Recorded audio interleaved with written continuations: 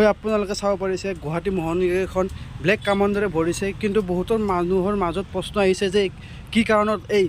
কামাণ্ডৰে গুৱাহাটী মহানগৰীখন ভৰি পৰিছে আপোনালোকে ৰাস্তা ঘাটে ওলাই আহিলে দেখিব পাৰে এনেকৈ ব্লেক কামাণ্ডৰ পূৰা ৰাস্তাই ঘাটে সকলো নগৰ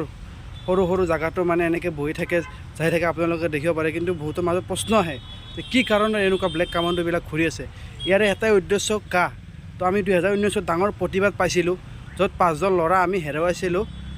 খাটি অসমীয়াৰ ওপৰত এই কাখন জাপি দিয়া হৈছে তো এইটো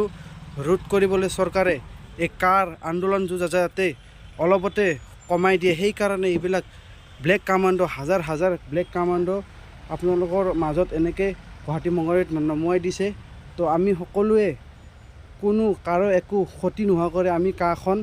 আইনখন আমি সকলোৱে মিলি কেনে একত্ৰিত হৈ আমি প্ৰতিবাদ কৰিব লাগিব আপোনালোকে চাব পাৰিছে ধন্যবাদ।